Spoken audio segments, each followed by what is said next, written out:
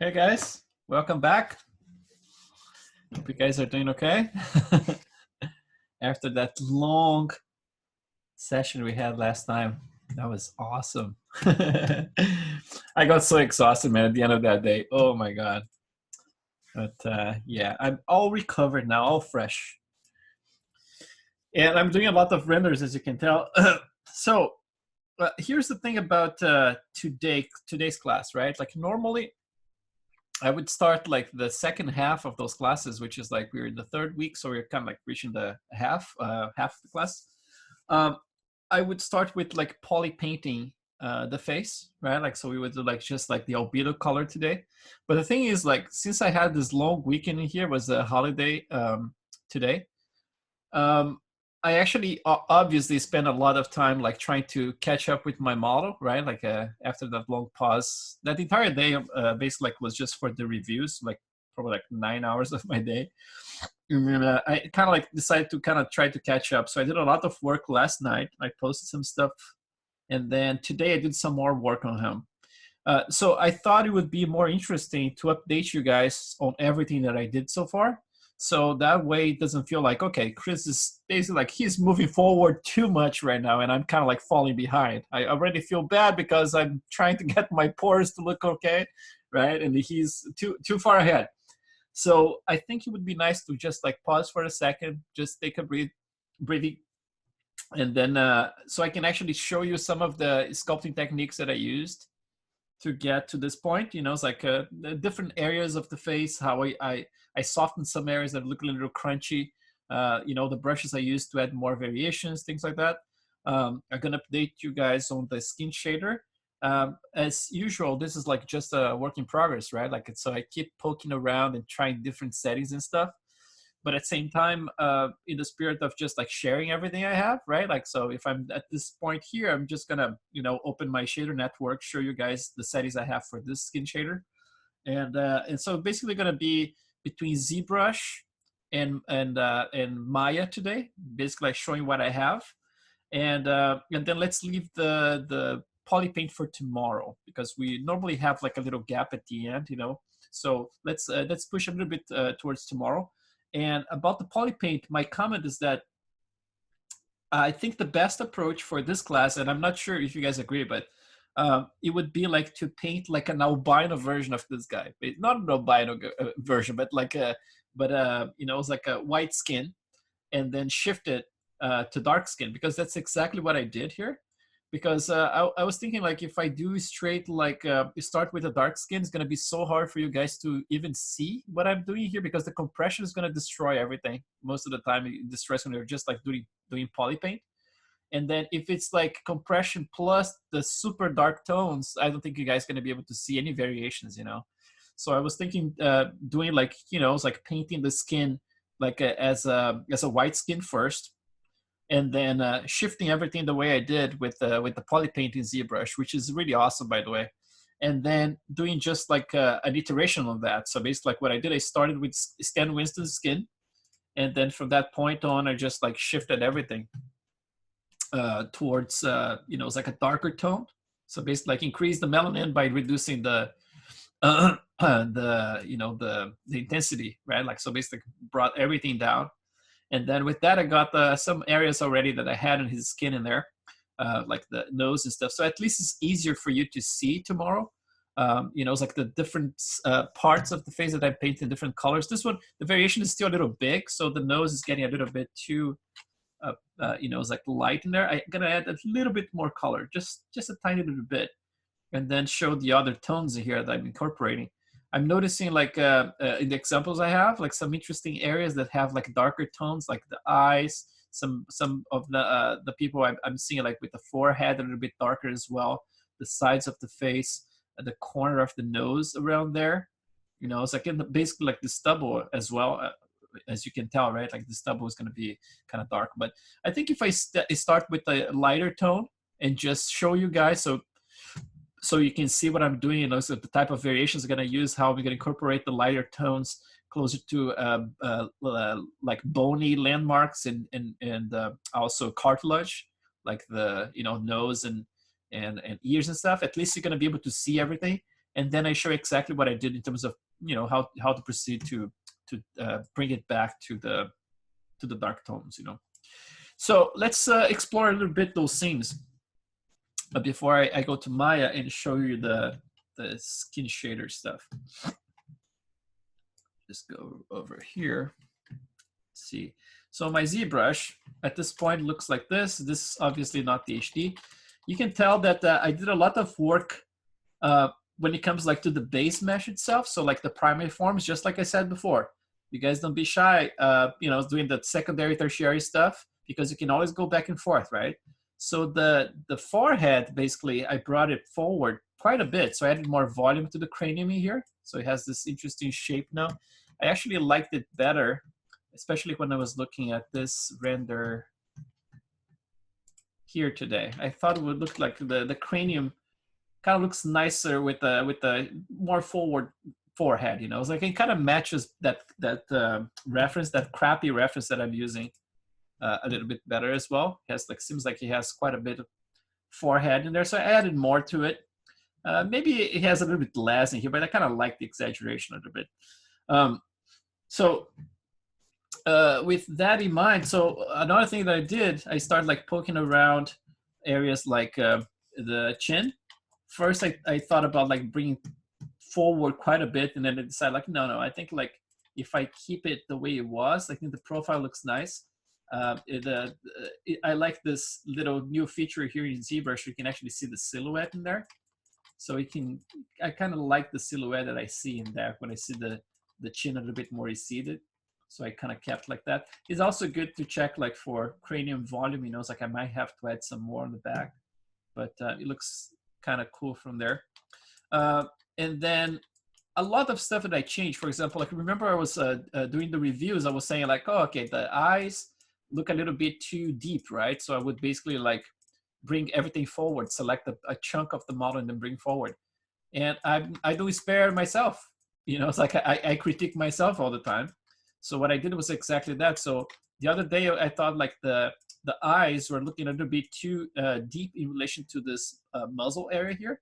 So what I did the other day was actually select this whole under, like this bottom part of the face from here and down. It's like a lower resolution like that. And then it reversed it, and I brought this whole lower part forward. So it got this has more volume now than I had before. The nose also got a little bit more volume from the side. I thought it looked nicer for my preference, personal preference, right? Since I'm using just this crappy reference, and then most of everything is being made up, right? So I kind of like yeah, I kind of go by preference, what I think it looks nicer for the character itself. So yeah, a lot of changes in the primary forms, a lot of secondary forms added. To add the secondary forms, just like I mentioned before, I'm doing this. I get, for example, like I go to a subdivision level, let's say like if I start with 0, go like 1, 2, something like that. So 2 subdivision levels, and then I go to a low intensity with my trusty little alpha 39 tweaked, right? Same deal, little curve to tweak it. And then for the stroke here, I'm turning lazy mouse off because I don't want to get the, you know, that line, accidental line that crosses the model all the way sometimes. So if I want to incorporate some deeper folds, for example, I'm going to do like with a stronger intensity here. So you can see, for example, like this area here, right? If I want to define that area a little bit more, I can actually go with the intensity like 3 or so and just go like very softly, dig like that. And then same for this area here. I start breaking up the symmetry as well. Did a lot of stuff like asymmetrical, but still have to break more. The lips are not completely symmetrical anymore, nose and stuff, but still a little timid. I'm gonna go a little further. But I mean, like this area here, for example, with the similar brush like that, you're gonna see like if I keep doing like very strong, you can see right here, right? I'm adding more and more depth, but very, very, you know, slowly. So if I go back here, if I do just like a few passes like that, I can start incorporating some of those secondary forms. So a lot of this, like this area right here, you know, for, you know, eyebrows, you know, it's like this other shapes on the sides in here. everything was added this way, you know. And like I said before, I started breaking up the symmetry because at this point, the whole face is covered with pores. So I don't need to worry about, you know, that anymore. So I can actually have freedom to break up symmetry and start sculpting things like very symmetrically. Another thing that I did, the nose itself, like this, the walls of the nose right here, like this little wall, it was too thick because it was kind of like, I didn't do a lot of sculpting before. So I actually brought, with the move brush, this area here out. Uh-oh. Did it crash? Oh man, this happened yesterday. I touched the model and it completely crashed. But the difference is that this one is saved, right? And yesterday I had to do the same job 2 times. It was like an hour and 10 minutes lost. And I gotta say that this is one of those times that the hour and 10 minutes lost are basically like the best work you ever done in your life, you know those? So I was like, man, I was so happy with the model. It was like, man, I did so much, I covered so much, and it crashed just like that. No notice, no anything. And I'm keeping like my my autosave pretty spread out. So it's not saving all the time, you know, it's like it's not torturing you guys. And Jesus, man, so when I lost like an hour and something, I was so pissed. But I mean, at the same time, I'm not pissed, right? Like I just like take, like, what can I do? Just redo it, you know? You can just like spend time like complaining about it, or you can just like do it again and get it done. So I started again. So I did twice the job. But yeah, let me just open this one again. I'm not trusting that this one's the latest either, so I'm just open it again. But the funny thing is, like, it was also a move brush yesterday when it crashed like that, but it was the topological one. And I was like, yeah, it kind of makes sense because it's trying to read the topology of the whole thing. It is just crashing because it's trying to, you know, find out the symmetry and all that stuff. But then today it wasn't the top of that brush. It was basically like a regular move brush. So I don't understand what happened there. So if I go to my move brush again, so yeah, I was trying to say that those walls here for the nose, I actually brought them out. So this, like the, you know, it's like I brought this whole out. So this wall here on the sides was a little bit thinner because I want to make sure I get enough subsurface scattering, right?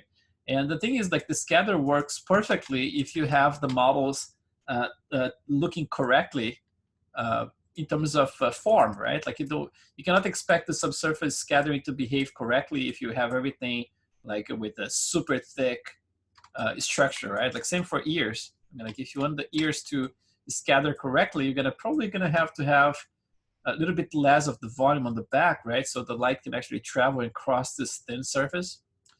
I'm gonna notice that in my renders, for example, when you see those little dots on the side of the face, the scar tissue, right? They're getting very, very glowy. And I mean, like, I like the way that's looking, for example, for subsurface scattering around the ears, you know, it's not bad. And then, although I have a lot of detail, it's very plain, but doesn't look bad.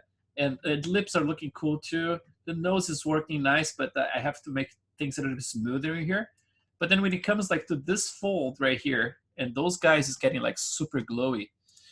Look at the eyelids right here, for example, right? Like it's like super red right there, and then super red in here. And the thickness of the skin is actually working fine for the other stuff. So I'm gonna have to tweak this like kind of like locally. So my intention is to actually get the color I'm using for the subsurface scatter for the radius, and then just paint a slightly darker around those little guys, you know, it's like those prongs here and this thin skin, and just get a little bit, you know, it's like darker in there so it doesn't scatter that much. So that's gonna be like an extra little tweak you're gonna have to do, but I'm gonna be showing you guys as well as we go. So again, like I did a lot of that tweak with the standard. Just plug everything back here. I should have, I think I have this brush already saved, but I always create it by hand for some reason. And then, yeah, so basically like if you have like a slow intensity brush, you can just like define your secondary forms, you know, it's like on the fly. And then when you get to the tertiary forms, that's when things get a little more fun. But one thing that I noticed in my tertiary forms is that things got a little bit too crunchy. I can show you my Maya render here just for comparison so you can see exactly what I mean. So let's see, Maya is right here.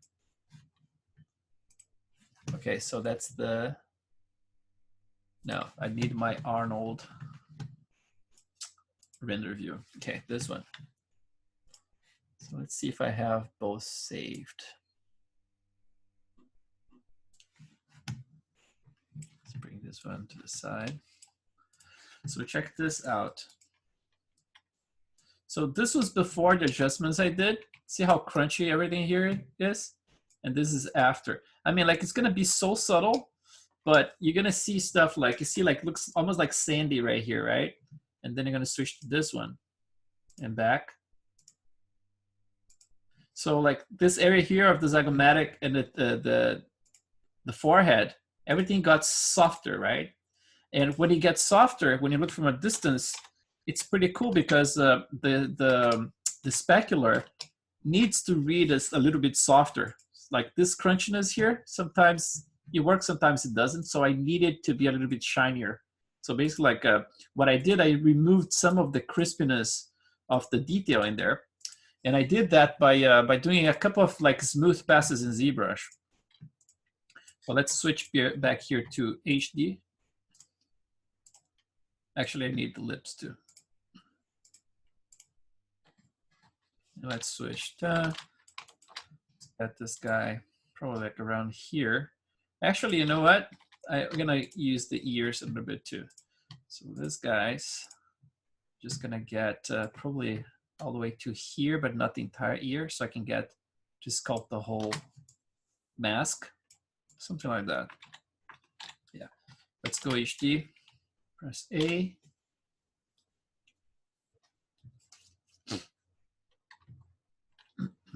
So we got the whole thing. Let's turn off the, that's kind of cool that you got almost like a preview of his hairline that's gonna be pretty high in there.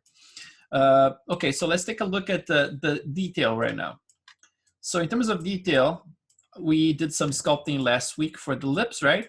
So the difference between what we did last week and this one is that I decided to get like some of this, pick a couple of those lines and turn them more, a little deeper, right?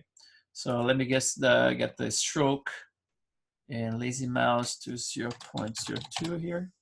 So basically like picking a few of those and just like carving deeper. So if I have that one, right? So I'm gonna just, let me see, I don't have any. See if that works, okay.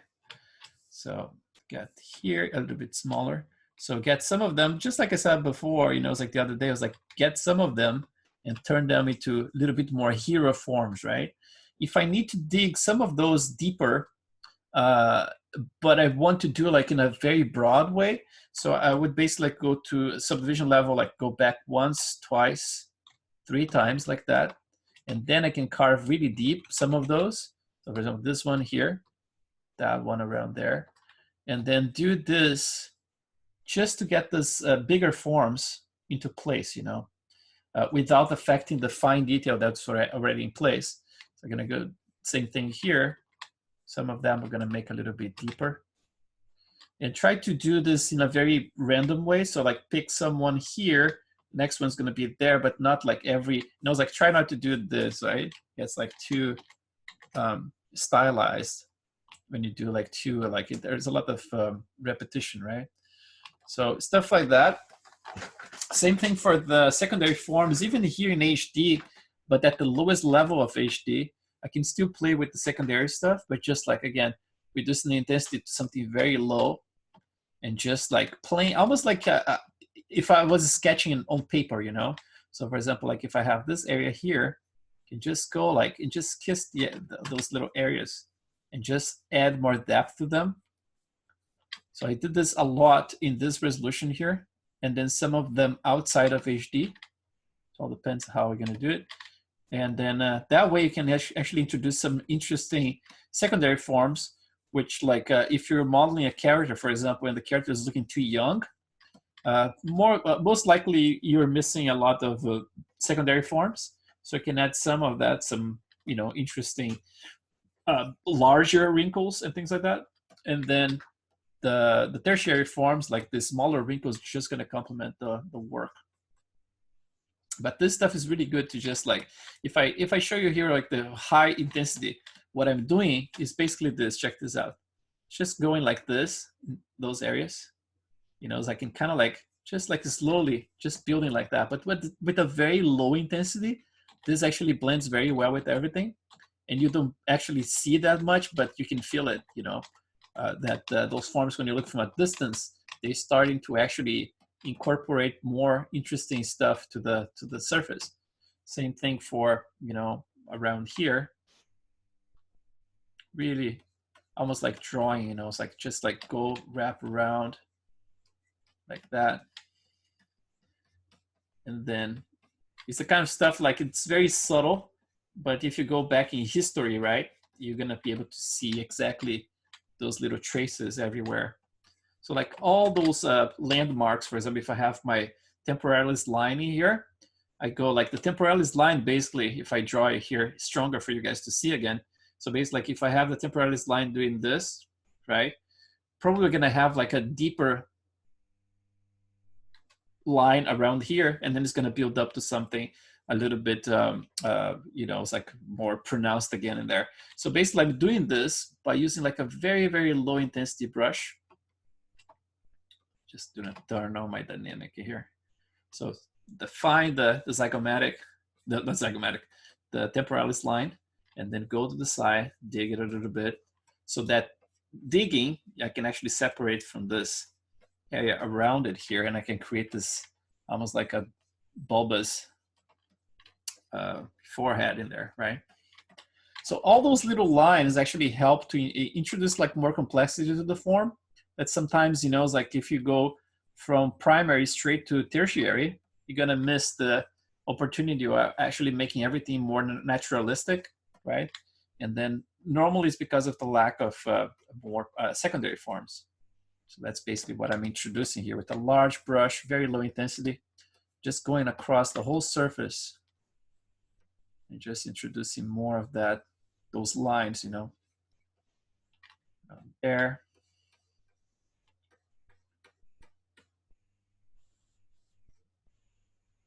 Same for this corner here. Just gonna introduce more complexity to it. That's the beauty of digital art, right? You don't need to respect like you have to go from primary to secondary to tertiary. You can do everything at the same time. And then depending of, how your model is structured, you can actually go back and forth and tweak each one of them. But obviously, like we don't have layers here, right? So I have to actually keep the control in my hands instead of like relying too much on the tool. So when it comes to the detail itself, so when I noticed that, you remember like I just showed you those renders that it looked like it was a little bit too crunchy around the forehead, right? So it's like the forehead was crunchy. This area here of the zygomatic bone was crunchy as well. And then what I did was to actually go back in resolution just like I had just now, right? And then I had like my smooth brush with a low intensity of like 4, right? So I went right there in the forehead and I smoothed it at the lowest level in here with the 4. That's what we're gonna have to do on the nose right here actually for my next renders. So I'm gonna do this to the nose. So at the lowest level of HD, I'm actually tweaking, just like removing the crunchiness of the nose, just smoothing things. Not smoothing peaks or valleys or anything, just like regular smooth. Same for the forehead around right there. Just to remove like the bigger bumps, that are causing like a chowdery kind of surface. Then I go to actually right here as well, right? We're doing that. And you can do selectively, it's like before I started this, I was actually just doing the peaks, you know, so I can keep the valleys in place. But then I was just like, you know what, it needs an overall smooth because it got a little too crunchy. So I just smooth it out like that. Very low intensity 4. Then I go to the next level. So one subdivision level higher. So it goes from 500,000 polys to 2 million polygons. And I'm gonna do the same thing. So another pass. This pass, every time you subdivide the mesh, the smooth gets less and less powerful, right? Like it's almost like it takes more work for ZBrush to smooth things. So I'm gonna do the same thing. I'm gonna keep intensity at 4. Just smooth this area here around the side of the nose. Remove some of the you know, the crunchiness in there. Get some of that. Same for this area here. And for the forehead on the sides.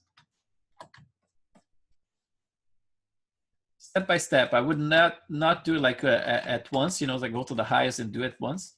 I would just like do it like this because I can do it with a very low intensity and just get the detail to come down without destroying it completely. Just gonna get everything a little bit softer. As I mean, like I tried to incorporate what I was seeing in some of the models, some of the references, which was like a softer general feeling for the pores in those areas, and then stronger right here in the cheeks, right, like in around the nasolabial, stronger around the muzzle and then the chin, but then softer again on the sides. So I was doing this a lot, just like, you know. So I'm gonna go to the a little bit higher now, from 2.2 million. Gonna go to 8 million, 8.8, and I can do another pass. I can even turn my symmetry on. So another pass, just like kissing the surface. I'm not like forcing it.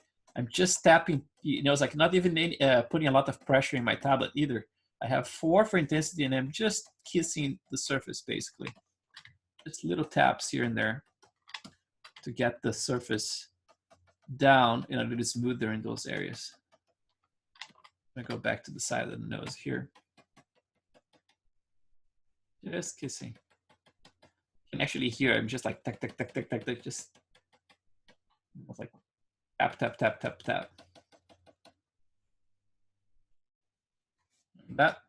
And then you can keep doing this, you know, it's like you can do like back and forth, go back and then test it and see if it's rendering okay, you know, it's like with enough specular in those areas or not. And then obviously like this shader here is helping me a lot too. I could go even darker if I want to really see the specular, how it's behaving, right? Because I want to get the preview of what my render is going to give me. So if I'm seeing in my reference that the nose looks a little shinier like this, right? I want to make sure that the shader here is giving me a little feedback. Same for the lips, a little shinier. And then crunchier in here, a little bit shinier back in the forehead. So the shader I use normally, and people ask me this all the time, like on Instagram, what's this shader? Like, it looks amazing. What this? It's like, dude, the shader I use is basically the basic material. It's not even a matte cap. It's basic material from ZBrush, just tweaked. So basically like material modifiers, just tweaked. So basically like the specular I cranked to 52. I changed the diffuse, like basically this one here, right? You're gonna change how it looks. And also the curve for the specular. So the specular here is gonna look a little bit more like that, or a little bit more like, you know, like that. So find a spot that looks good. But basically like it's the basic material tweaked. It's the material I still trust the most because you can actually see things, you know, with it. It has an interesting little contrast. And you can definitely emulate like a Maya blend with this. Not like one-to-one, but really close. And then, so those are like the things I did like to kind of correct some of those areas. But then with the same brush here, with the standard brush, I did a lot of this stuff that you're seeing here in terms of direction. So like all those new wrinkles in here done with it, right? I'm gonna do some more in here so you can see. Using like intensity of maybe like 14 or so. And then basically just like, oh, sometimes ZBrush gets into this mode. You have to actually be gentle with it. Okay, let's try now. So basically here, just introduce some of those lines again. Some of them, here, I'm not even respecting the connect the dots little thing I was doing before, because I actually eliminated a lot of those dots from here, right? Basically, I smoothed out a lot of those pores from this area, and I left mostly wrinkles. So basically, I'm kind of going a little straighter with them. And then obviously trying to build more towards the sides in here, because those wrinkles, they actually go pretty far down. If I keep going with it, some of them are gonna go pretty far down. So I'm gonna build some of them in here so you guys can see. And again, trying to change direction slightly from one to another one. Some are gonna get longer, some a little bit shorter, but make sure that you add enough variation, you know, so it doesn't look all the same in everything you do when it comes to sculpting. Just like variation, variation, variation. You know, I was like, you have to condition your brain to kind of like not repeat the same stroke like more than 2 times. I would say like 2 times. Second time is still allowed to have a little bit, you know, it's like parallel lines and stuff. But if you have like 3 lines very parallel and very precisely placed, I mean, like your eye starts to see it. And then for those lines here for the forehead, first I start like carving without symmetry, obviously, so that the bigger ones. So if I continue one here to show you, let's see, like this one here. Same brush. Let's see. I have to press my Alt here, otherwise I'm going to be building up. And I don't like actually turning as a Z sub. I actually have my mindset that, you know, it's like if I press Alt goes down, if I release goes up, and that's it. So we're going to keep that in mind. So this line here, make a little deeper.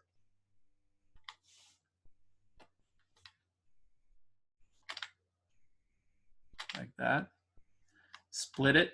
And then if I need to go even deeper, I do the same thing that I did before. Go a couple of subdivision levels lower, like that. And then let's say like those ones I just built, you just go right there. Introduce a little bit more depth to it. I can even build up stuff in the middle, right? Like if I need to. For example, I can get my clay build up, and then build some of those volumes in there. But basically, like, it's a matter of like controlling how much form you see from distance, right? So if I'm doing all this stuff, like always from a very close distance, I'm incorporating all those wrinkles and everything, and it looks great in here. But if I turn to a distance like that and I don't see things anymore, then I would say like stay in a very distant, you know, it's like distant place like this, and then go incorporate those lines a little deeper in there, like I said, so you can see from this distance.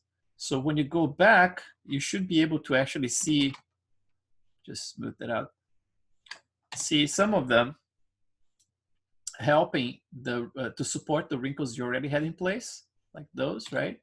And then obviously, because you didn't do the whole work at the highest level, all the details should be preserved. And on top of that, now you have like a more secondary form, basically like supporting the whole thing. So this for the bigger wrinkles, right? Trying to get, like, for example, them to not go straight for too long, right? Go straight, breaks up, starts a new one. In here, I can actually incorporate some more vertical ones to give more direction coming, especially from here. So you can incorporate some of them. My intensity right now is at 14, and my brush size is not very big. So that way, oh, interesting. I don't even use this guy a lot, but I see it, I can touch it now. Pretty cool. So I'm gonna go, and then to sculpt like the smaller ones was the same thing. So everything was manually, right? So all those little wrinkles and everything, I'm gonna turn off my symmetry. So I'm gonna get the same deal here. Gonna start like sculpting those lines to continue on like that, back and forth. So we're gonna go like same, but basically like a zigzag, right? Go down, go up, down, up. And then some of them are gonna get longer. Some of them are gonna get eventually deeper around here when you get to the major ones. It's a matter of like adding rhythm, you know. It's like, so try not to make all of them in the same depth or same, you know, length. but then at the end, you have to have them always like kind of like talking to each other. And then to break up this like this little you know, it's like two parallel lines in there, you can always incorporate some more diagonal ones. And then on top of that, we can incorporate our trusty brush that we were talking about the other day. That was the, let's see, wrinkles skin random, right? Our little trusty brush in there. And then just use some of that to incorporate some direction to it. Very carefully adding more direction. So you're gonna add more and more complexity. So the just gonna help like to give a little hint of direction. Same around here. So I can actually start from the eye bags in here at the top and actually go a couple of different directions, like this direction right here. So I'm gonna go like from here to here. And then I can come from the side as well, following this line here that's defined by the wrinkles, kind of like almost like an arch like that. Then I'm gonna make a crisscross kind of section in there. Same thing for here. So start from the eyebrows and come down, and then from here I go up, add more directionality in there, and then same for those guys. And in this side here, because I'm doing everything asymmetrically, and I have to return to my standard. And I can even start some other ones a little lower, like this one here, for example, I can introduce, let's see, a little line right here. Oops. It's funny because as soon as you release, sometimes ZBrush gets a little funky. So I have to touch the model in some spot and just release that, and then it works. So I'm gonna just model another extra wrinkle here. And then when it comes like to this area here of the nose, you get like lots of tiny little wrinkles as well. So again, like this is all done manually by just like create like some of them parallel, some of them a little bit more diagonal, until you create a little bit more of this, you know, drier kind of skin pattern in there. Sometimes it gets very, very parallel to each other in here. It's good that you have like very thin detail, because it's almost like your eye is expecting to see this area with, you know, it's like from the, imagine like a piece of rubber that's just being stretched and squashed like constantly. And then over time you get like those little micro cracks and stuff. That's basically like, that's the way I think like our eyes see the detail, you know. We expect to see certain areas marked by the facial expressions we make. And then if that's not there, it's almost like it looks weird, you know. So basically like you're gonna see like landmarks, the same way you see like landmarks in the skin, in the bones. Landmarks in the skin, I would say, like, for example, like your eye expects to see some of the stretch happening there. It expects to see like some wrinkles, you know, it's like in the eye bags underneath, right? The nose, probably like you're gonna expect to see a little bit smoother, and with maybe some bumps and you know, it's like some blackheads and stuff. So it's almost like your eye is gonna try to differentiate, you know, it's like between areas like the nose, eyes, forehead, muzzle, lips. So we have to make sure that we have enough variation in the skin, so it can trick the eye, you know. It's like, so we can actually see things more complex than they actually are. So a lot of manual work overall, like around this area here, for example, can introduce more of those little lines, right, to connect some of those little pores in there. And then, yeah, I can go towards corner right here. So when the specular hits those areas, for example, like those tiny little sculpting details we're doing, the specular actually helps to reveal all those nice little forms. And because the skin is so dark, you're gonna get like a lot of that stuff, you know. It's like you're not gonna be able to hide that much. See, like I have like those micro wrinkles happening around here as well. Just turn on my symmetry right there. So from here towards the nose, and then even like for the pores themselves, I can introduce a little bit more direction by just like carving them into more like a little elongated shapes to create those little deeper pores in here. I mentioned last week, but we can actually do again. I can show you how I created this. I have a brush in here. Let's see if I can find it straight away. Pore depth. See, like under pore depth. It's based on in an elastic brush. So you start with elastic brush, plug a drag rectangle in it, and then you can use a brush like in this case here is probably like, again, like it's not a 39, but it's probably like a 35 or 36. So plug that one. The alpha, it's very slightly tweaked. There's a little bit of a point, so it's not too much. And the intensity is at 42 right now. So by default, let's see what it does. So if I obviously I'm gonna have to switch to Z sub, right? And then so if I do this, basically like I can drag a bigger form or a smaller form, right? So I'm not gonna go too crazy big. But the cool thing about that is that if I aim this right in the middle of a existent pore, for example, like if I have this little pore in there, I can actually incorporate more depth to it, right? Just like interactively, I can pick some of them and start like to actually incorporate some depth. Obviously, you don't want to do this for all of them. I'm just gonna get some of them to look a little bit more like that. So I'm gonna get like, you know, get some of those guys and make sure that I create this impression that, you know, there's some more variation in there instead of like having all the pores the same depth. It's gonna do the same for this guy right here. Let's see, around here and there. So pick a couple of them. You don't need to do the whole area, but definitely pick enough so you can actually see this variation.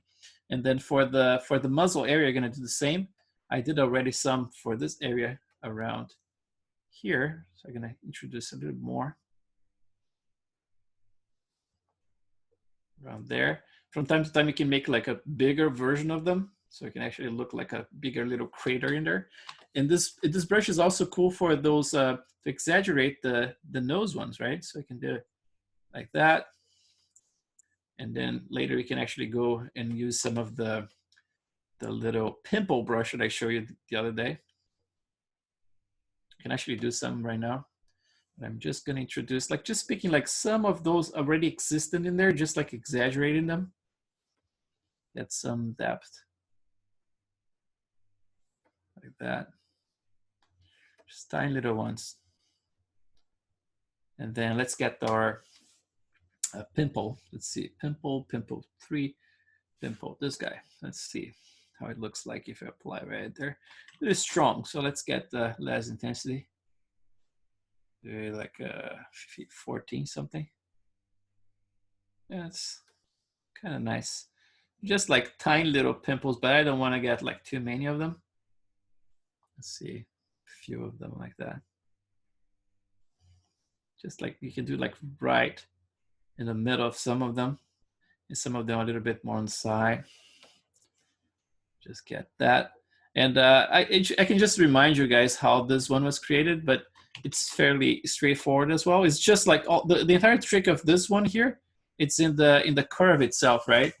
So basically, like you get the alpha 39, and you plug it in there as a drag rectangle. This one is based on the standard. It's not one of those elastic brushes, but you could potentially use the elastic brush if you wanted to. And then if you go to the alpha, that's the whole trick right there, right? This is the tip of the pimple in there, goes down, creates a cavity, goes up again, and then creates that little, it's like almost like ingrown, and then comes out again, right? So when you assign, just the brush by itself, if you just like assign to an empty area, it doesn't look like anything. But when you have it combined with like a, you know, enough like cool detail around it, you're definitely gonna get some interesting results. You know, it's like it looks much nicer when it's in the context of everything. But just by themselves, they don't look that great at all. Some of them, it's a kind of detail, you know, it's like when you're rendering like close-up shots, and then someone sees like, oh my God, he sculpted even those, you know. It's the kind of stuff that the eye catches, but it's not a must to have, but it's almost like if you miss the opportunity to have them, you're missing the opportunity of having something that looks more realistic, just because the eye is expecting to see some weirdness in there, you know, like some ingrown stuff, and like same way you're gonna have like some hair eventually, right?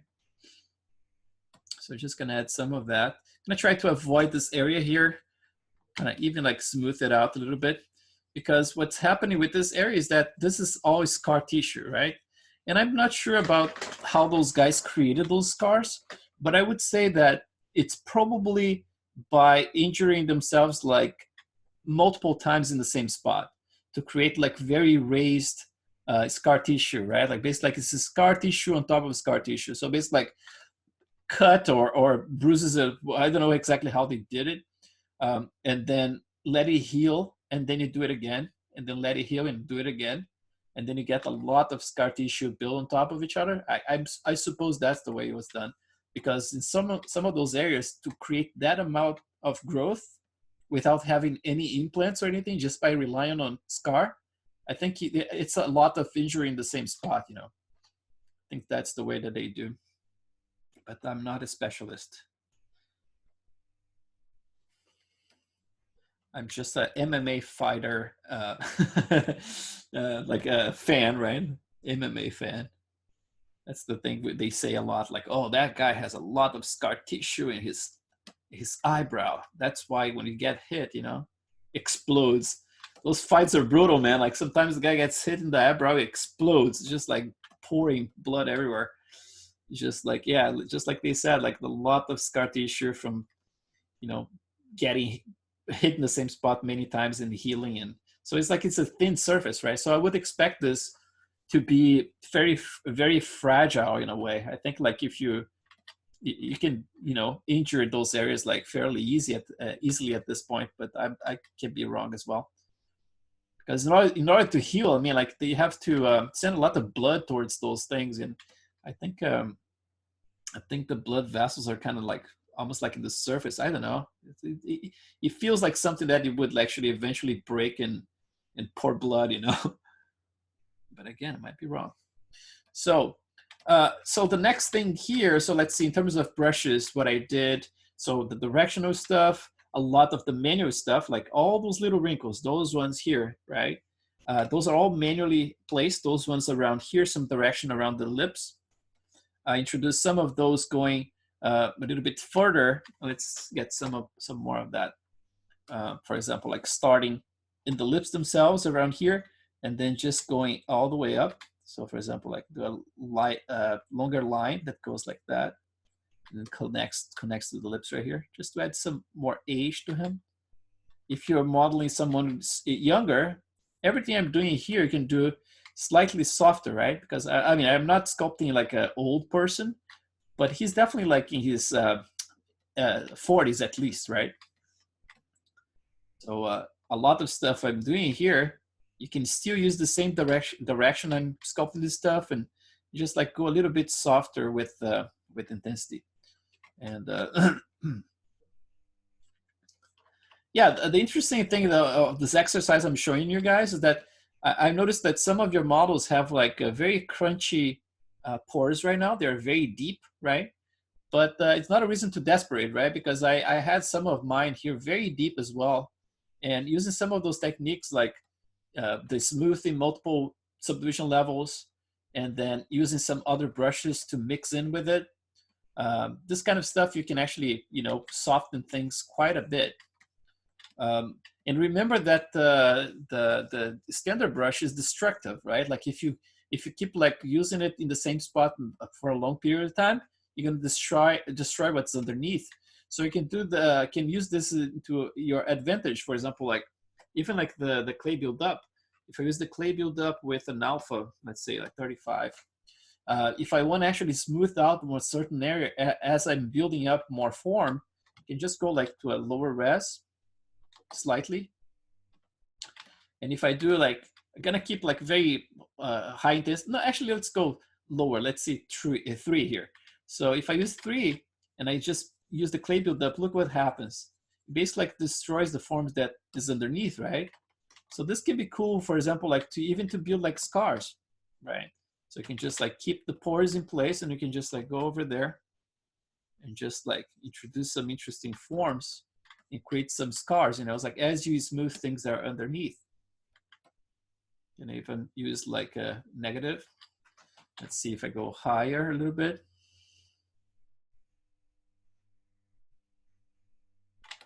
Yeah, so right there.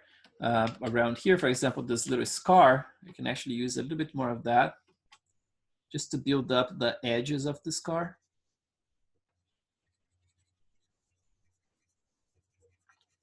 By eliminating the pores, right? Like, so basically like you create some scar tissue right around it.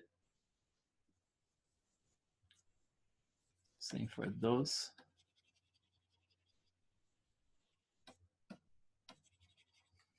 Around there.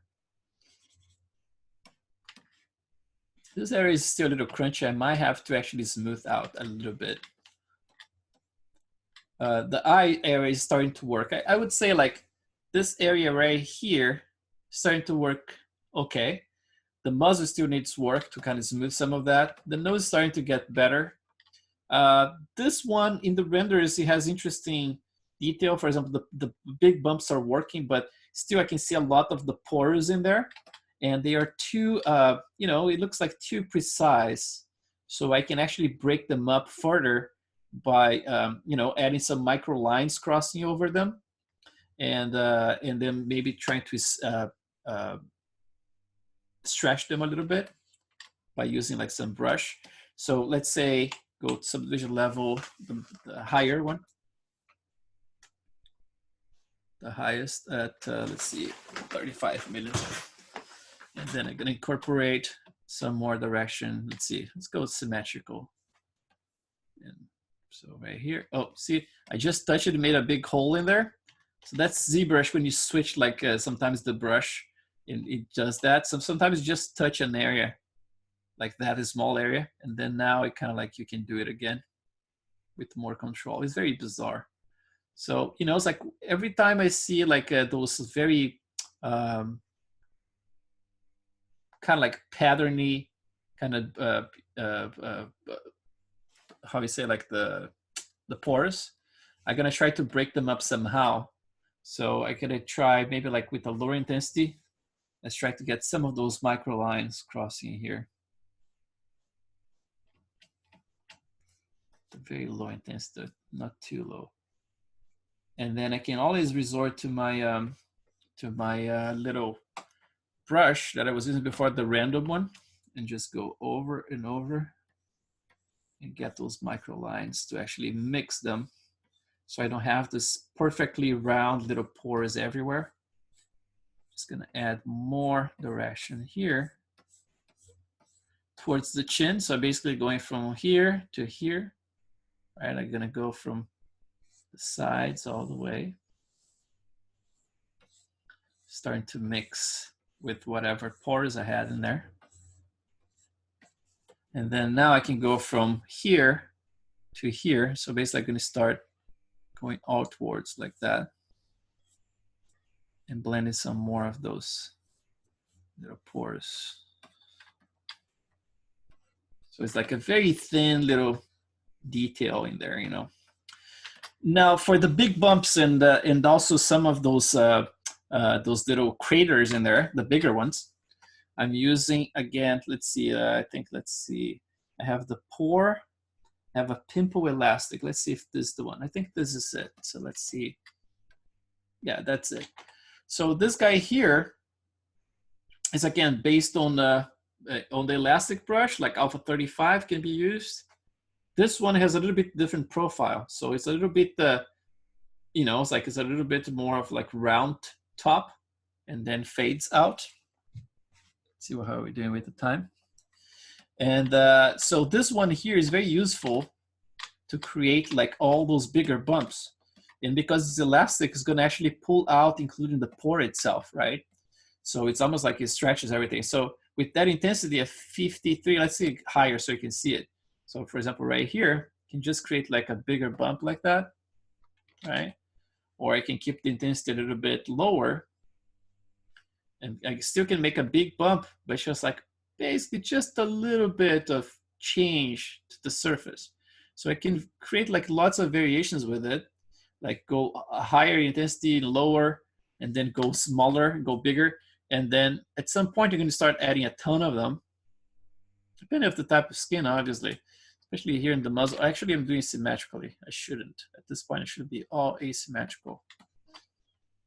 So I'm going to just incorporate. And even here in the lips, I introduced some of them to break up the, you know, it's like this little line around the lips. So you see like I have some of them right here.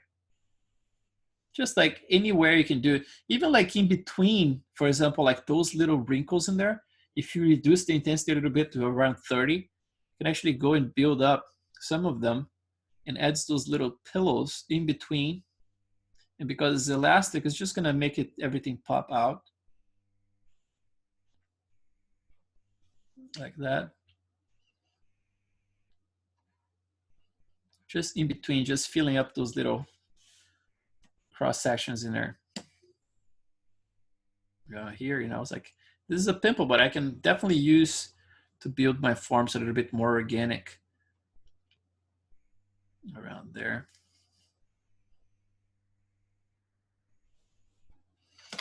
And then go back to pimple mode, which is like 30, 40 something. And again, here. Now, since we are here and we already covered most of the stuff I did, I think, for example, like the opposite of those little bumps that I'm just creating here, it's basically press Alt, right? And then you go down. So you can do that. And then some of the other bumps I created was simply using the clay buildup. So I would definitely go, for example, if I have an area that's supposed to be kind of like a scar, I want to make sure that the pore underneath is going to be a little bit erased. So we're just going to switch, for example, intensity 6, just going to dig right there and create a little crater, but without the detail inside, kind of like that. You know, things like that. So just creating little craters, almost like a circular motion. So like intensity 6 for the clay buildup, and then around here, just like create a little flats. It's cool because like at the bottom of this detail, it's completely flat. And then when the specular, when the light hits it, it's gonna create this little, you know, kind of like almost like a shiny little surface that's completely flat underneath. So I'm gonna build up around this scar here.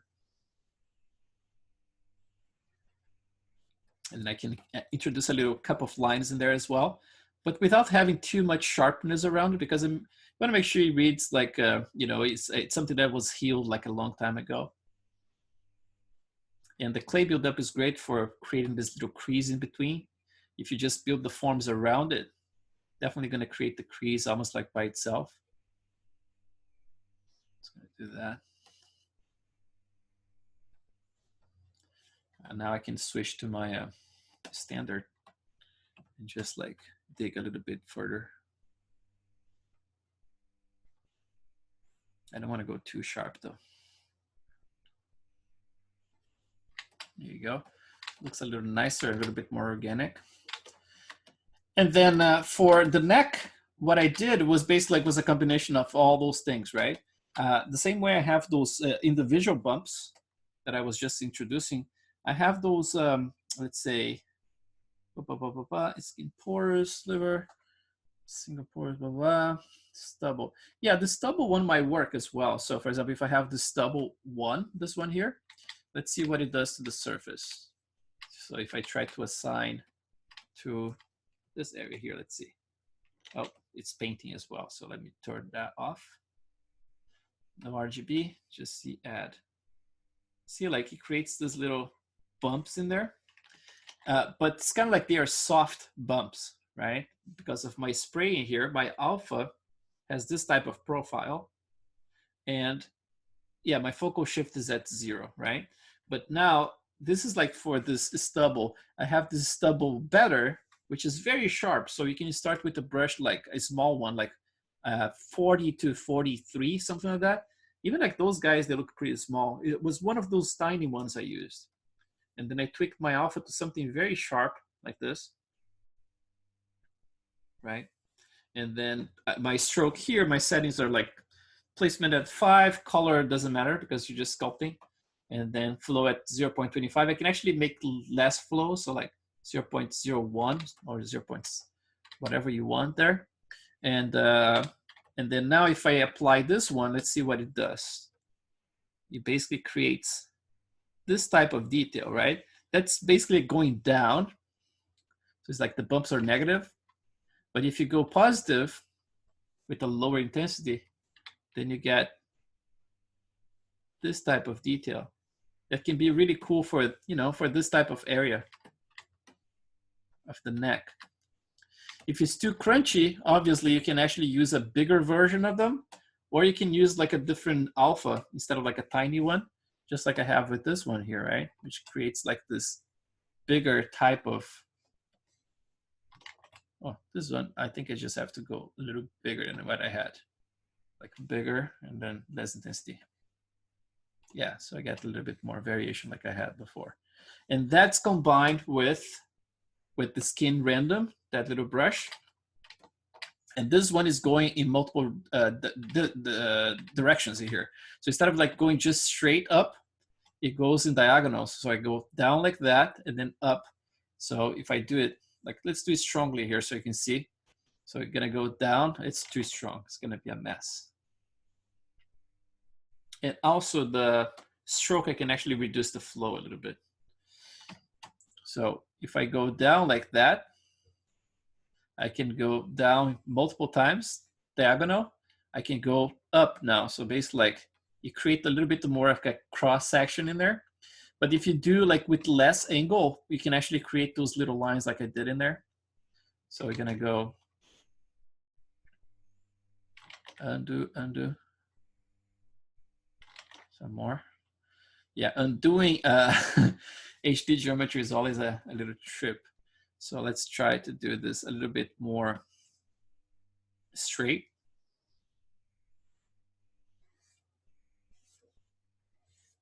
And then a little bit more diagonal. And then you get this type of little crossed. Like that.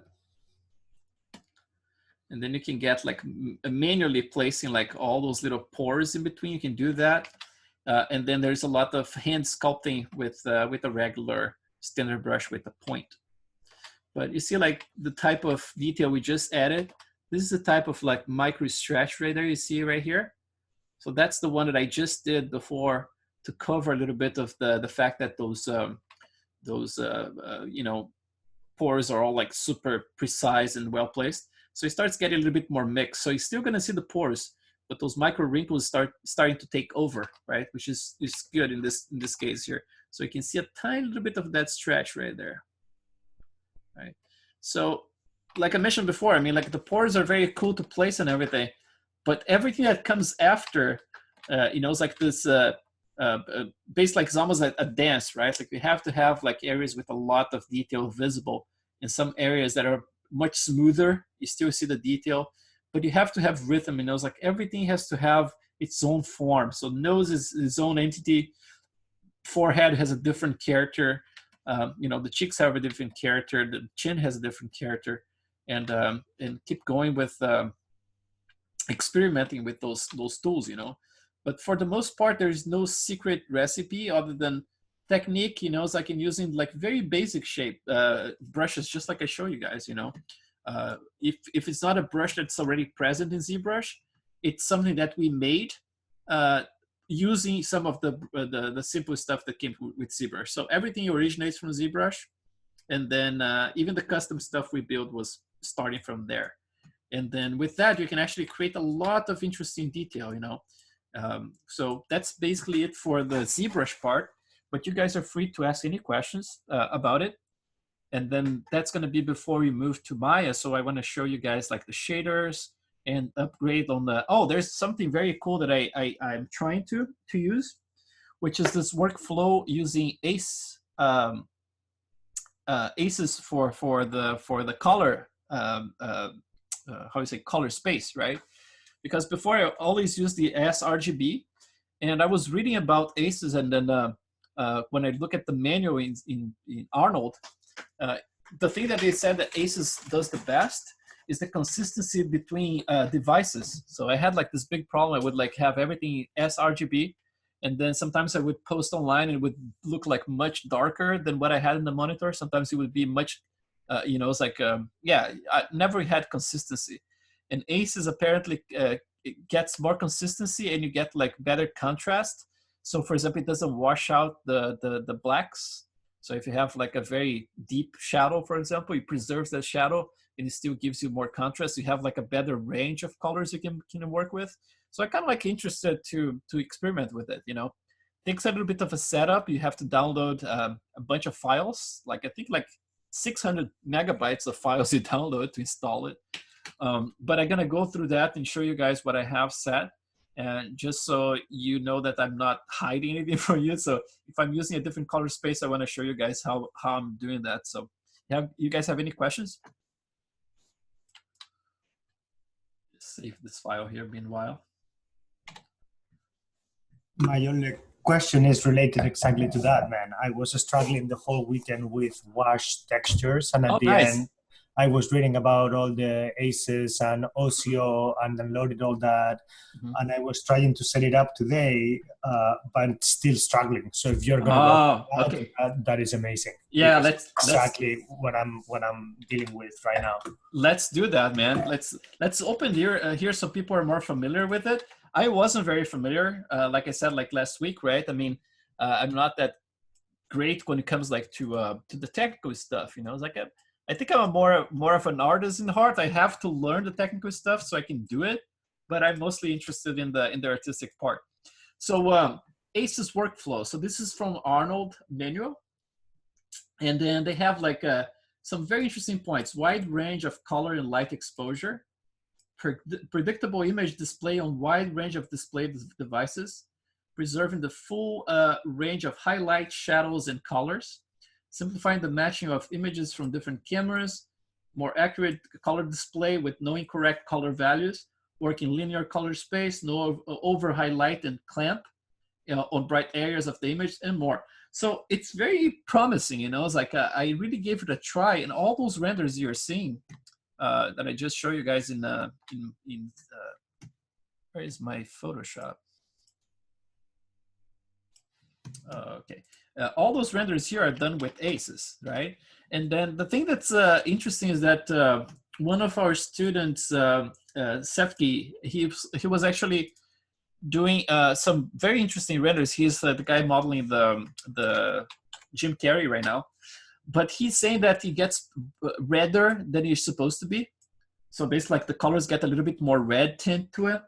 And I noticed that it happens actually when you're not preparing your files to use with ACES. You have to do that by converting each one of the textures you assign Maya to ACES space. And then if you don't do that, everything kind of gets a little shifted towards red. But once I did that, I mean, like everything looks exactly the way I expect.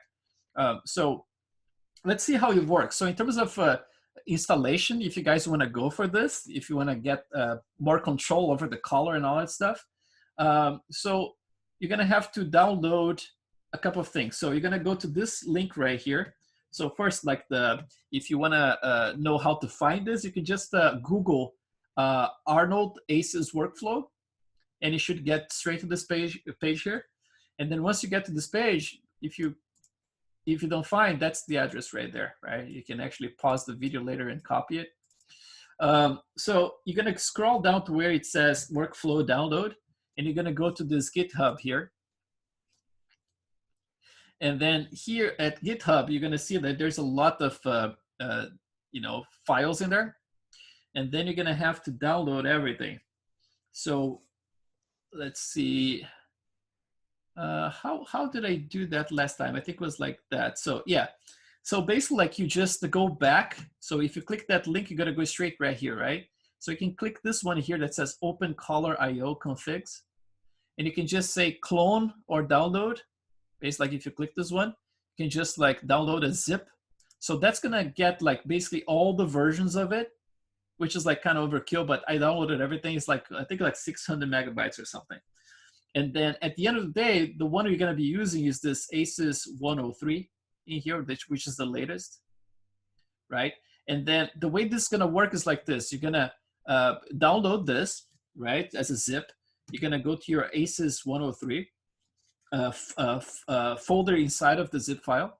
And then you're going to unzip this into any folder in your computer. So you're going to have like you have to keep this whole structure together, you know. You cannot just download the OCO. You have to actually have everything. So the way I install in here, I can show you. I created a folder in here, which is like, my projects are all here, right? I have my, like the latest guys is African tribe. So I'm saving all my files in there, right? So outside of it, I create this one that's called ACES config. It's like 1.1 gigabytes unzipped. So inside of it is basically like that structure you see in there, right? Baked, LUTs, Python, and then config and README. So everything is in there. So once we have that set up, right, download and installed, again, the zip.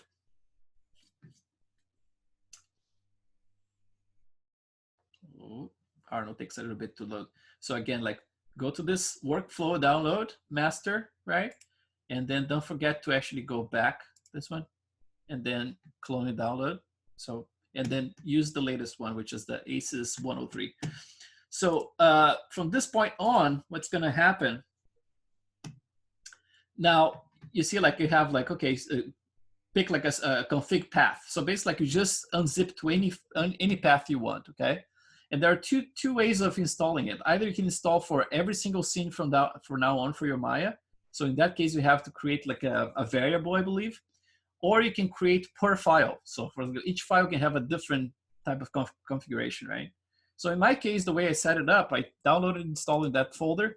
And then in Maya, I went here. Let's see, where's my Maya? Right here. So in Maya, I click my config. It's not there. So let's go here. Windows. Sorry, Chris, when you say install it, you mean unzip it? Just unzip, yeah. Okay, thank you. Yeah.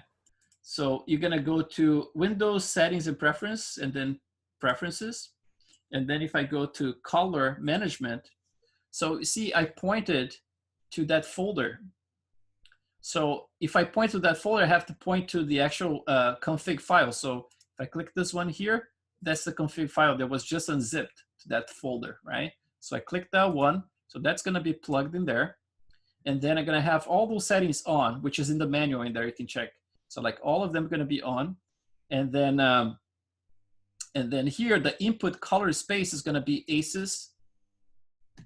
Actually, it should be ACES CG. I don't know why it's ACES in there. Actually, one thing that I can do here, instead of ACES, I can go all the way down because I'm doing this manually every time. So I might try this now and see if it works. So add image input color space. So every time you load a new image, you can actually go either like load like I'm loading manually, right? Like it's just assigning this color space at first, and then I have to convert it. But I believe you can do manually, automatically as well. So if I click this one, and I can just go to, let's do different. Let's do, let's see if I can do another rule. I don't think I can do different rules. I think if that's set, it doesn't allow me to create rules. But okay, let's just do this. So ACES, and then you go to output, actually to utility. And then under utility, you can just select this one here. It says utility sRGB texture. Right? So if you do that one, make sure that you have those settings here on as well. So view transform, so output's gonna be sRGB ACES. sRGB ACES as well. And that's about it. So rendering space is gonna be ACES CG. And the view transform is gonna be sRGB ACES, right? So this one here, if I introduce this one as a default rule, so let's see if it's gonna work because I never tried this one. It was at the ACES space before. So let's try this. So if I plug a brand new texture to my model now, let's go to my model here to the skin shader, and let's say subsurface, and I'm gonna put a different texture in here. So you see it says utility sRGB texture right here, right? So let's see if I get a different color. Let's see, 24. Let's go back one version, like texture map 22. See if I open it, it worked. So what I did in there seems like is the best way to do it. So you go to Windows again, Preferences, Color Management, plug your config in there, in that little box, keep everything on in here. This is gonna be ACES CG, sRGB ACES. And then for default, I define it like a new rule, which is like every time you get a new texture into Maya, it's gonna actually try to convert it from sRGB, which is like the color that's coming from ZBrush, to basically like ACES space sRGB texture, right? It makes a conversion to ACES space. So everything else, just like you can pause the video and just copy the values in there.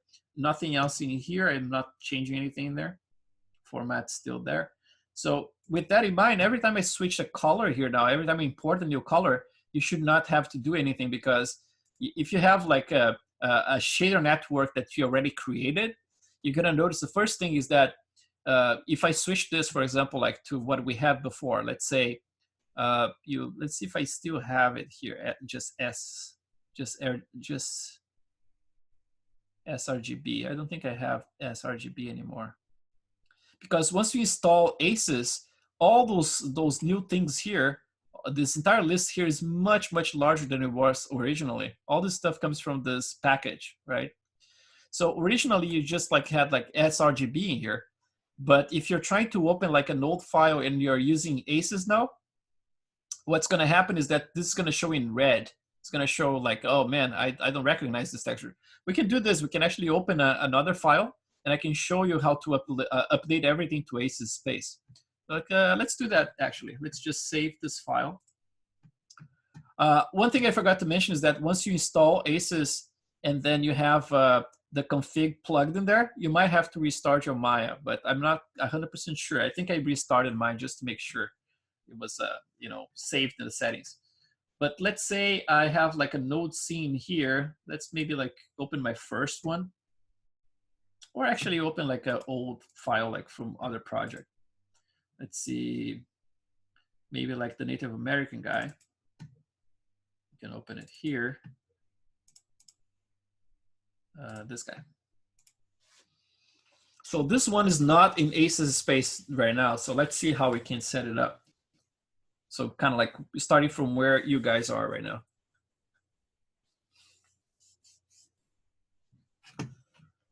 You're gonna have to change actually your render view to ACES as well. So everything is in the same color space. The important thing is that your textures have to be in the same color space, and the render view has to be in the same color space. If they are all in different color spaces, it's not going to be trustworthy. You cannot trust what's going to happen from that point on. You're going to get like some unpredictable coloring and weird stuff happening. So you see, like, so I have that guy in there, and then it doesn't show the correct color space already. I can tell by looking at this. Check this out. So look at that color. It's very washed out, isn't it? So this was my previous render from the other file, and it was looking like, I hate the docking thing. I turn it on again. Oh, here we go again. Stop it. Let's see, let's make it smaller. And then let's see. Don't do it. I'm gonna have to turn it off manually here. Workspaces, disable docking. Oh, there you go. Cool. So this is the render view, but that's not Arnold render view. Let's go to Arnold render view. It's probably here. Yeah, there you go. So you see, like, looks a little weird because I'm using like sRGB gamma here, and you probably like either you have gamma or you have like maybe like one of those, but you're gonna switch it to ACES RRT1, right? But let's double check if all the color space here is going to be in the same spot. So Windows, Settings and Preferences, Color Management. See, it's not plugged in there, right? So this one is still like an old file, just like you have right now, right? Everything is set to sRGB by default. So I'm gonna just go to that folder. We just unzipped stuff in there. So I'm gonna go to ACES config, get this one. It's loading because it's a lot of files to load. Okay, so now that's loaded, I can turn this one on, use the configuration. All color spaces used in the scene are not defined in the selected transform collection. If you proceed, the affected color spaces will not be applied. So I'm going to proceed anyway, right? Let's see if it's still thinking. Yep. So all this stuff's going to change. You're going to get a lot more options now, but it's going to take a little bit. So see, like it's switched in here. So now I only have the default in there, and switch to ACES SG by default. ACES CG, sorry, and then sRGB ACES by default in here. There are other options in there, but that's the one that's suggested by default, including the manual. And then here, for example, like apply output transform to render, I'm actually using that one. And then color space conversion, let's see, and then to ACES CG. Color space conversion, ACES CG. I think that's what I had before. And then here for the default, it actually already suggested utility sRGB texture. If it doesn't, you can actually set that up. So let's save this one. And now everything is gonna look a little bit different, right? Let's see how our, yeah, it's back to that darker, more rich kind of, you know, it's like a render settings that we had before.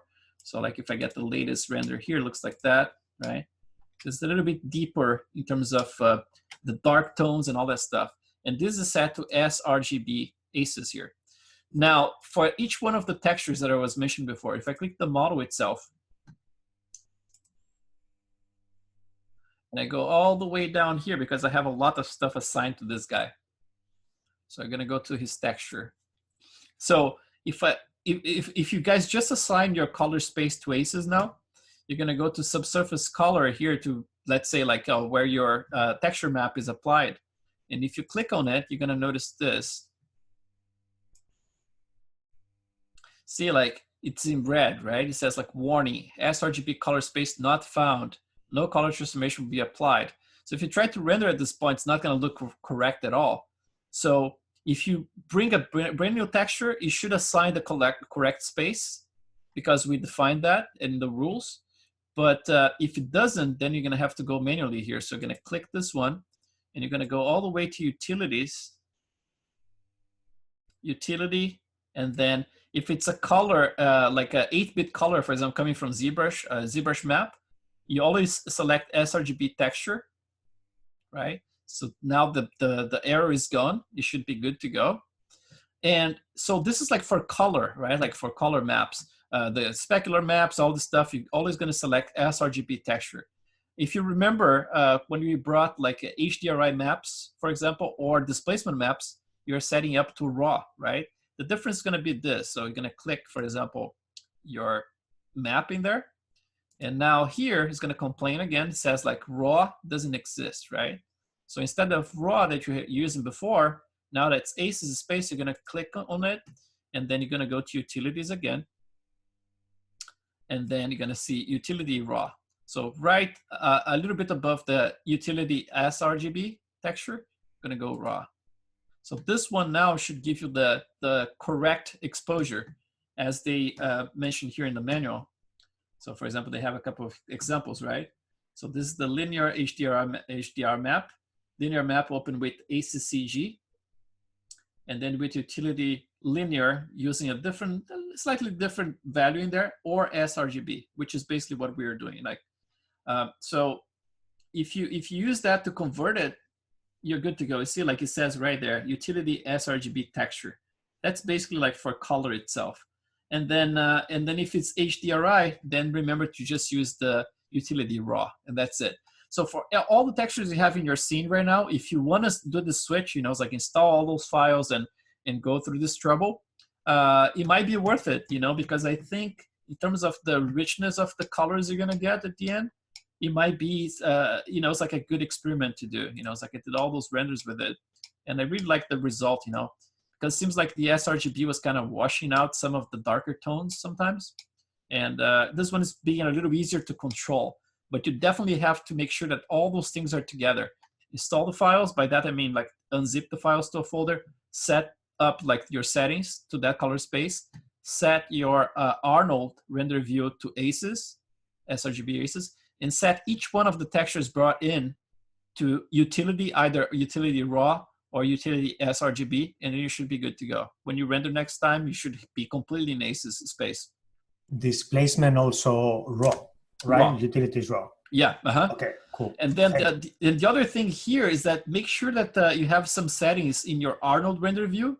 So when you render those images, it actually comes with the transformation and with the correct color space. So make sure you have this all set like this. So if you go to your file and then save image options, make sure you have like enabled for apply color management. And then you have your RGB ACES selected in here, right?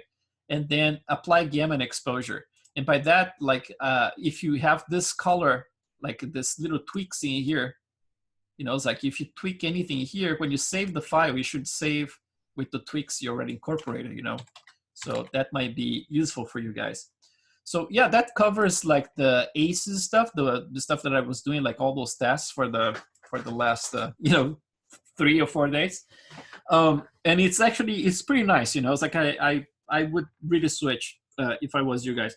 But let's take a look at the shaders right now, okay?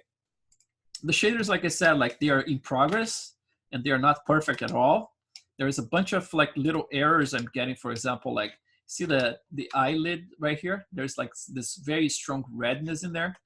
Those guys are getting very glowy as well. Every time you have like something that's very displaced, you're gonna get a lot of subsurface scattering that's more exaggerated than I wanted. And I don't think it's because of the scale. I was like, I'm keeping the scale a little bit higher than what I normally do for the other types of skin, but not by much, because I wanted to get like this flashiness to the whole thing, But now I'm running into this problem with this little prongs and stuff. To solve that, you see, like for example, the lips are looking super nice. The scatter looks right. This is too bumpy, but we just fixed that. This looks right too. It's just like those guys and some other areas look a little bit too scattery. So my plan is to actually go to, let's switch to our actual scene here now that I already show you how to set up that. Let's go back to African tribes of scenes.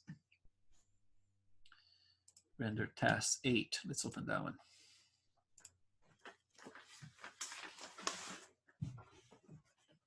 And then tomorrow, as we paint the textures and everything, we're going to be getting to all the detail and how to switch to a darker skin if that's your plan.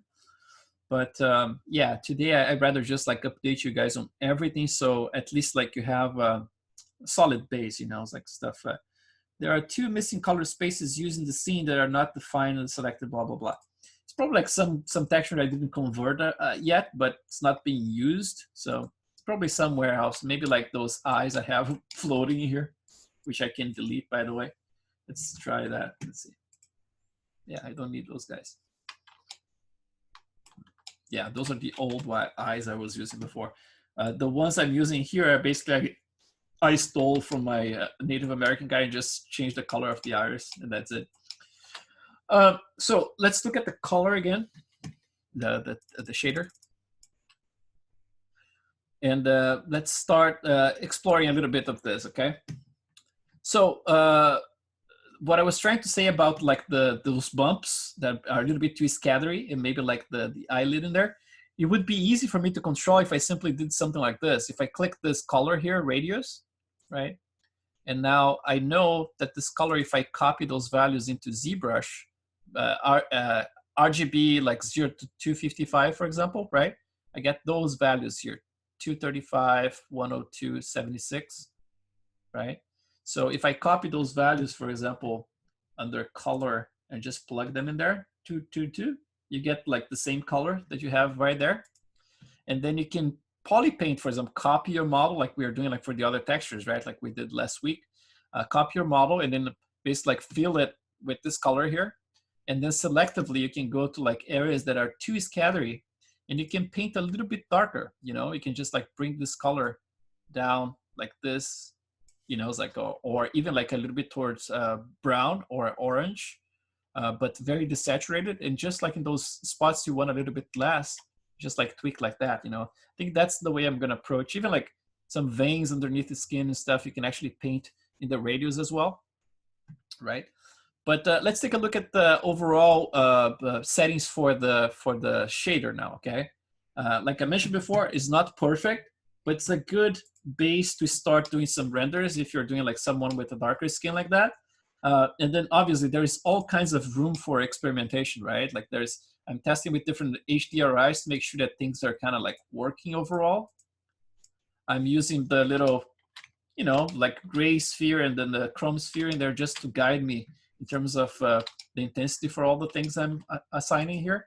Obviously, you cannot trust that much the color of it. If I bring it higher, it's going to be brighter, just because my by default Arnold has the area lights with a little bit of kind of like it has a fall off into the, like, you know, so it starts very strong and then fades away, right? So around here, there's a little bit of fading happening together with a little bit of a shadow. But if I have it higher, you get a much lighter like that. So like halfway is probably like mid-gray right here. So let's take a look at the shader itself. When you have subsurface cranked all the way to 1 in here, that means that this is basically not being used. So the base here, it doesn't matter what color you have in here, nothing is gonna change, okay? It's always, if you have less than 1, it can be like 0.99, then it's gonna take in account a little bit of the base, right? But as I have set up, ignore this completely, so you don't need to worry about it. For the specular, I'm using like 0.7 for the spec, and it's a very tight spec. It's just to get like the very film kind of quality to it. You know, it's like, so when you look for a close-up of the skin, like it's not like mirror looking because it's not 001, but it's definitely very, very shiny, right? In this index of refraction is 1.55. So that's for the specular. And then the map we have plugged to it, it's already converting from utility sRGB texture, right? That's basically like the specular map that we have painted last week, or at least like that I show you guys last week. This is actually using the old base mesh. So it looks like this with flat color, right? So I made everything a little bit more even. Remember, it's very, very spotty, right? Like very noisy. So I just blurred things a little bit more, made it a little bit more, you know, unified instead of like having all those splotches in there. So that's basically the specular map that I'm using. That's plugged right here. You can see right there, if you just click view, it should pop here. That's like, you know, that's what it is. Just like one of them, right? I cannot even see the other ones. So just the only tweak here, same thing that we had before, is like filter off and then Mari, make sure it's Mari so you can have all the tiles loaded. Never forget this one, otherwise you're gonna get weird results. sRGB texture here, which if you set the way I told you guys, like in the settings, it should be automatically from now on. And then Arnold, just like turning off all the generate textures, TX textures. So that's it for the specular. Now, moving on to the next one, transmission, nothing, right? Because it's not a transparent object, so we're not using transmission yet. For the subsurface, I'm using 1, so it's completely cranked. The scale I normally keep between 115 and 135. I actually went a little bit overboard with him, but I'm actually liking some other areas, so I'm gonna keep it. And I'm gonna try to control this, using the radius, like I said before, just painting some variations in the radius. this anisotropy setting here, in the past I would kind of like bring it down or up, because what this controls is basically like the scatter. If the scatter is more like front scatter or back scatter, so you can actually control using this one. So you can actually make the back scatter stronger by bringing down, or the front scatter stronger going up, right? But in this case, I'm keeping like pretty vanilla, no changes, and random walk 2 for the type. For the map plugged in here, it's basically the color map that we have. So if I click it here, that's the current color map. So basically like that's the very dark tones in there coming from ZBrush after the adjustments in the color. Again, utility sRGB, no textures, no filter. That's it. UDIM for setting there too. So that's for the subsurface scattering. For the coat, what I have here, that's the one that adds this nice little kind of like a glossy feel to it, right? It's not the specular. The specular is just adding the tight speck, right? Areas like the eyelids and things like that. This one adds this more broad, kind of like diffuse kind of specular. So it's kind of like the oil, right? Like the sebum pass, basically. So this one I'm using like intensity of 0.450. And the roughness is also 450. The color is cranked all the way to, it's not quite white. So it's basically like, it's 0.82 of white. So white would be 1, right? It's basically like a little bit less than white, not completely cranked in here. And then at this point here is completely just one simple setting, right?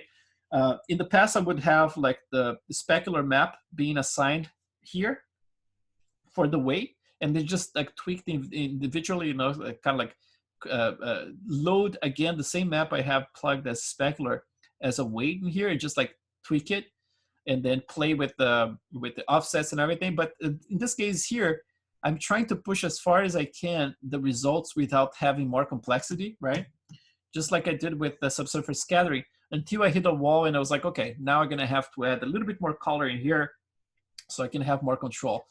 But in the spirit of like I said before, like being more of an artist than a technician, right? I'm gonna try to push things to look good as far as I can before having to plug any other maps or anything like that, you know? So if I'm getting some results that I'm liking already, now I know that I don't need much more than this to get a nicer result for the skin.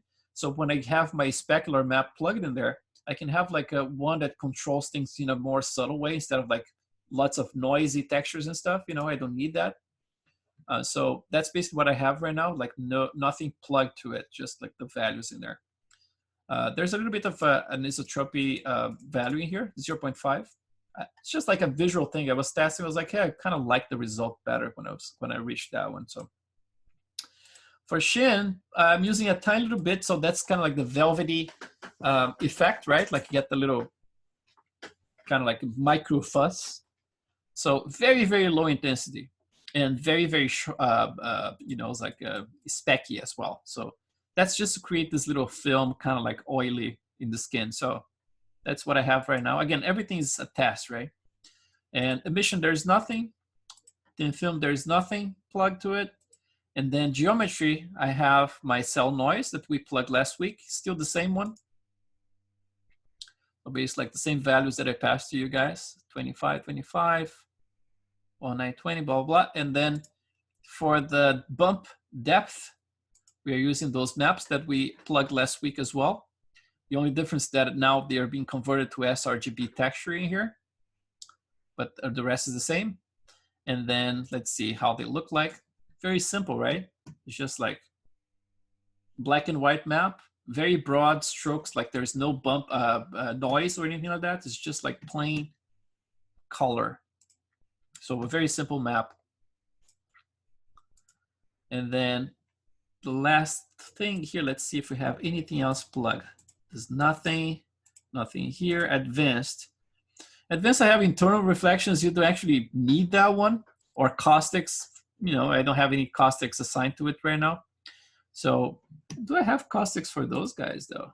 Yeah, this one is actually, I do have caustics, but we're going to be talking about eyes in the next 2 days. So not so much today. So for now, just like, you can either like turn it off if you want. Actually I'm going to keep it because I'm just using it, but it might actually help with the render time if I turn it off, but I'm going to try that later. And then that's about it. Like, so this is the update of the shader network I'm using. Nothing too fancy, as you can tell. There's almost nothing plugged to it, right? It's most of the work is being done by the displacement map itself, and that's about it. So let's take a look here. And what I'm trying to do here, it's plug a bunch of different maps, right? So the ones I'm trying to get are the ones like nature ones, like kind of like outdoors, but without having too strong of a light, because I kind of like the diffuse light a little bit better. But for my setup, what I have here, in order to get like this nice little specular that's guaranteed to be present in there, I'm using one single area light. So there's just one light in the scene, and then the dome light, which is the HDRI, right? So dome light, and then the area light. So basically, like the area light looks like this. Positioning is like, it's not quite 45. I had 45 before, but because his eyes have like the lids at the top, they're so pronounced, right? It's almost like alien looking right there. I actually decided to put them a little bit lower to try to catch a little bit of specular at the top. So it's a little bit lower than that. So for the settings of my area light, I have like intensity of 10, and then color temperature, I'm pretty much like daylight color calibrated. So I'm using color calibration 6500. If you go higher, it's going to be towards blue, right? Like you get like 9,000, going to be fairly blue, like kind of like the lighting you find like in snow, right? And then if you go like 3,000 here, Kelvin, you're probably going to get, to incandescent light. So that's the color temperature. I turned off normalize, and I cranked the samples from 1 to 2. The resolution, I don't need anything here because, I don't have any map plugged or anything. But visibility is also off, but everything else is on, right? So that's my area light at this point. And then for the HDRI, the one I currently have here, one thing I forgot to mention before when I gave you the settings for the HDRI maps is that you always match the resolution of your map in here. So if you downloaded a 4K map, which is basically all of them, I download here at 4Ks. I never go like 8K or 16K. I don't need it, and the reflections look nice enough, and the maps are smaller, and normally use the depth of field to render anyway, so I don't need like higher resolution. But that's basically what I have. So let's see, like the rest samples again from 1 to 2, normalize off, and then everything at 1 in here, which I show you guys how to tweak, right, to cheat and to, for example, like show less in the camera, right? But in this case here is full on. And then the map that's plugged in here currently is called this one, Epping Forest 4K. So that comes from HDRI Haven. If you search for that word in there, you're probably going to be able to find it. And then there is no UV timing because it's a single map. It is utility raw. That's how it's set. Everything is the same, everything else. And then I was trying like this map, but I was also trying the other maps here. So for example, Control H. This one is the first one I rendered. Oh, that's not supposed to be it. Oh yeah, this one is called Woods. So Woods. So this one here looks like this. It's similar to the Epping one. It's just like it has more, it's kind of like it's nice and shady in here, just with the light coming all the way from there, which should actually help to add some interesting reflections, but without producing a lot of light. It's like the light's kind of like covered, so there's plenty of trees up there. So I kind of like this one, and this one is what I was using when I posted those renders from yesterday. those ones here. Right, those renders are all done with that type of light. So let's see what else. Yeah, so the light. Let's see what else I need to cover. Oh, the render settings. Let's see the render settings I'm using right now. Every time you start to render a new batch, I normally like, you know, it's like put a different number in here so it doesn't overwrite the previous ones. And for the settings for Arnold, I'm only using 8 and 3 for everything else, so 8 and 3. My adaptive sampling, it's off, but this is something you can use if you want to, you know. Arnold tries to be very smart about this. So if you have it enabled, for example, you can set up the maximum to, let's say, 10. And then Arnold's going to try to adapt, you know. It's like it can go as far as going to 10 in here, but never passing it. You can set the maximum to 8 and let Arnold calculate, and maybe you can save some time in there. But my filter, in the past I would go like as low as like 1.4, 1.6. You know, the lower you go with the Gaussian blur, with the Gaussian default type of filter, the lower you go, the sharper your image gets in the render, until you get like annoyingly sharp sometimes. So I kept like the default is 2. So that's basically like my current render is all at 2. That's what you're seeing here. It's like all 2.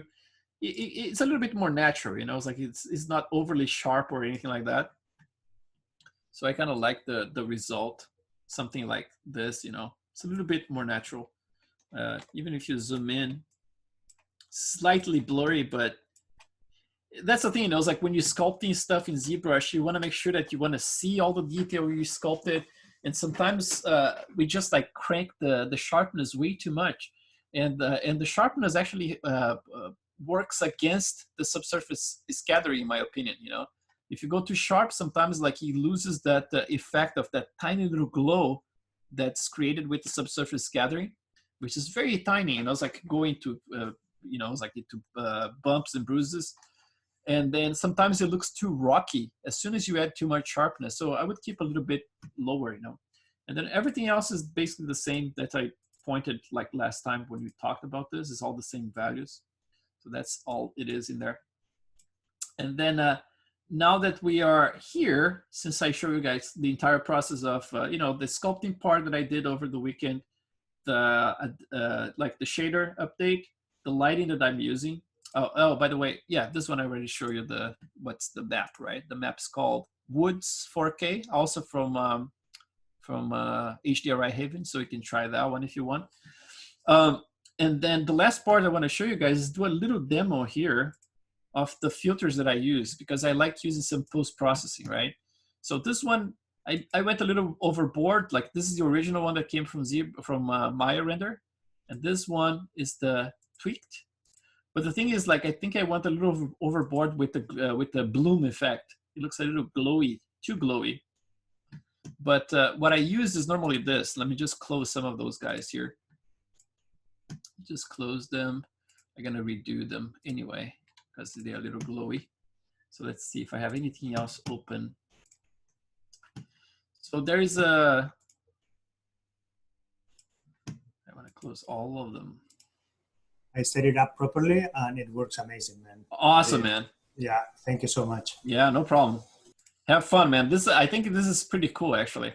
I haven't seen other people like setting up correctly before. Like I said, like there are some people using, but I don't know if they plug the right way. But I think this is the correct way because I'm seeing like exact.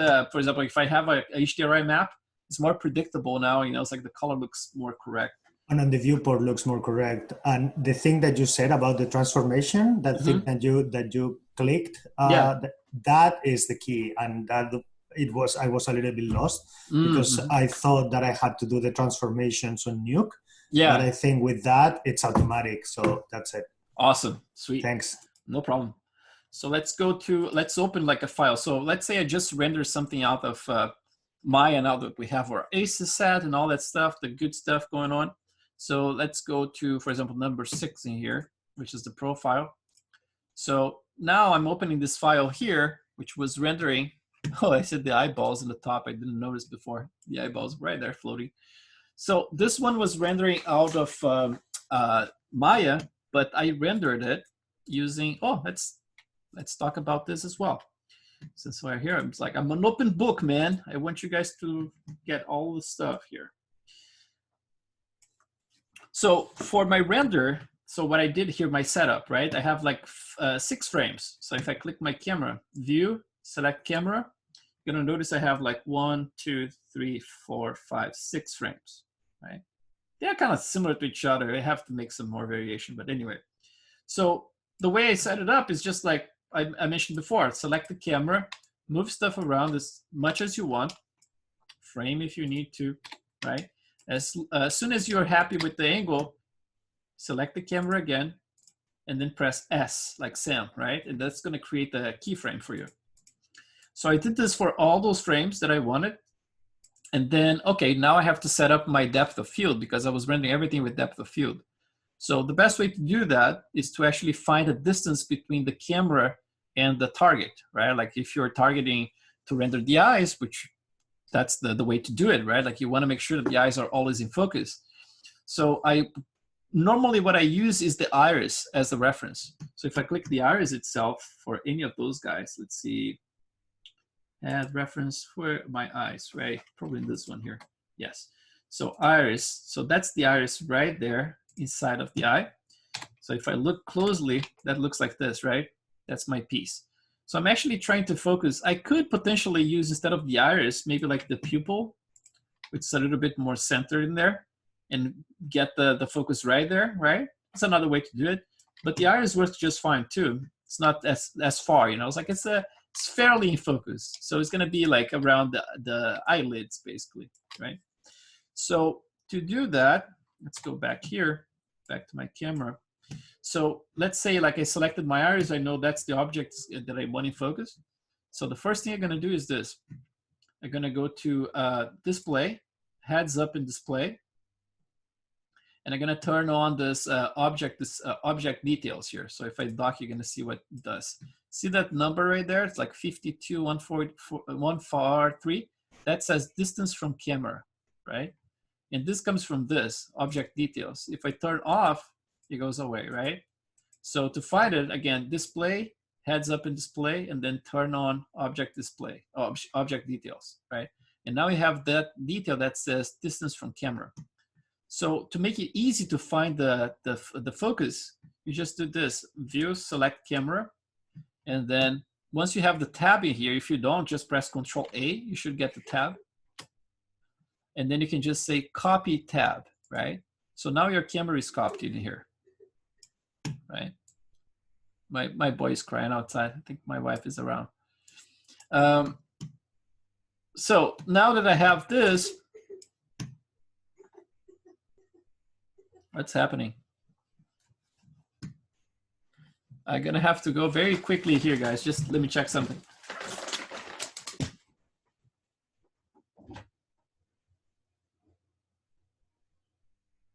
Hey, Jess.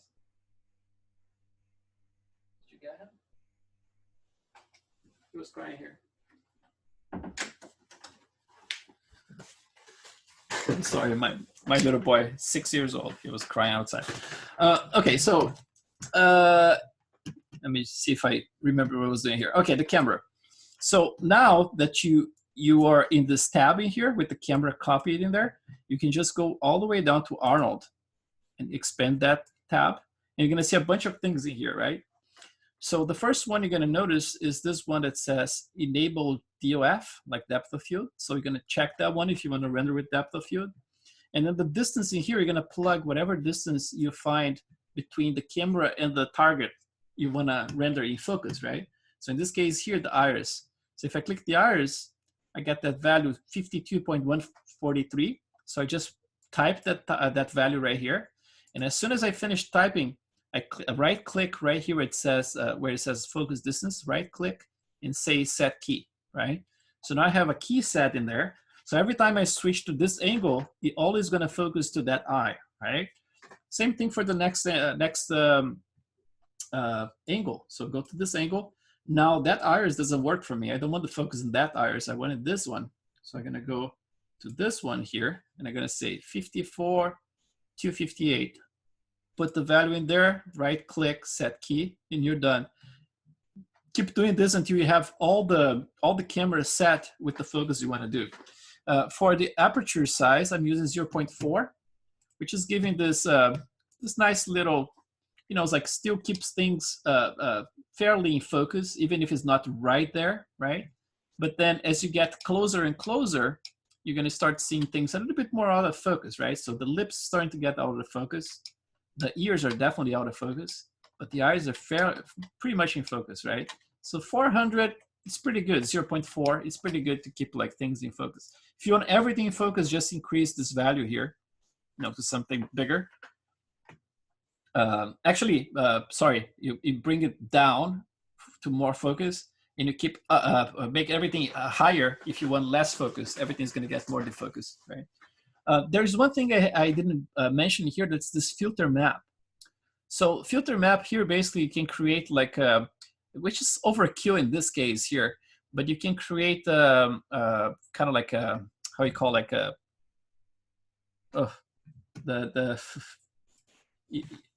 man, today my brain's kind of fried, but let me see if I can remember the term in here. If I just assign this, probably going to remember the term.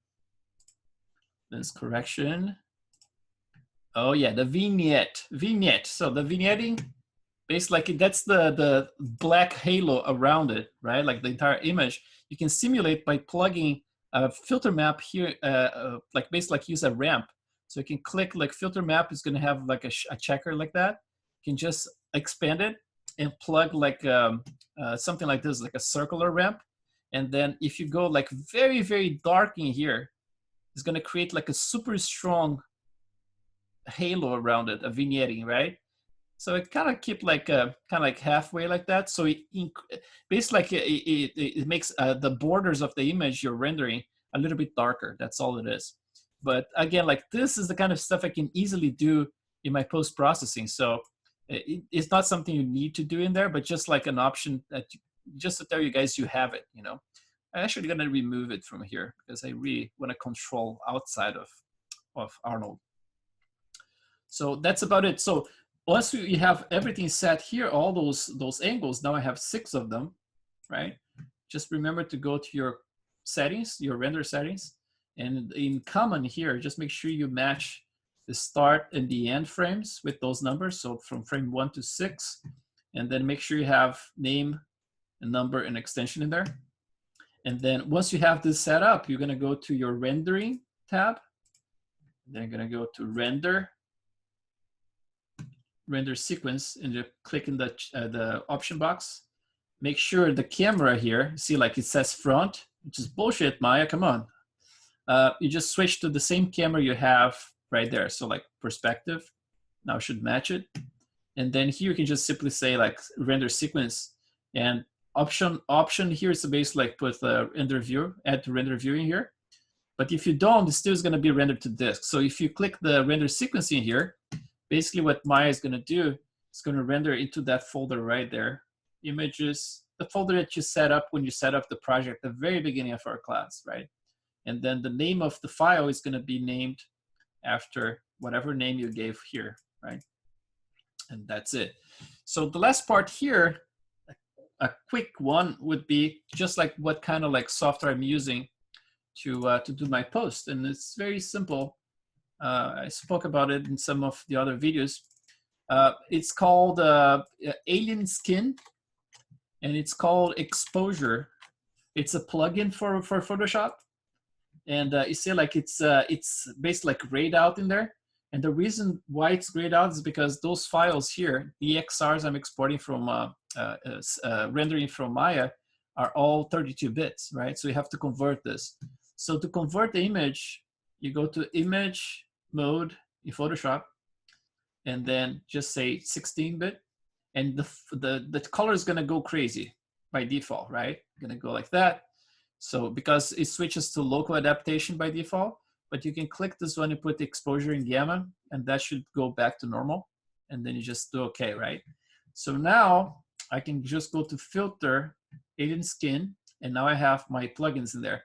I had X2, exposure 2, and then I upgraded to exposure 4. I never deleted it because I still have plenty of presets I have to transfer over. But transfer is not a very easy process. So I'm gonna click this one here, and then exposure 4 has a lot of controls for you. Has a bunch of presets, right? I think I showed you guys the other day. But, you know, it's like you can start with the actual presets, like, you know, it's like they have bokeh and all kinds of crazy presets in here, like some black and white ones which are very beautiful. But you can do this, like just like minimize them. Look at those cinema ones here. Some very cool presets. It's almost like a Instagram on steroids, you know, it's like you have a ton of control. And each one of those controls you can tweak forever. So let's see if I want to do like a black and white. Let's see, mixed effects, fade, lo-fi. There's so many, man.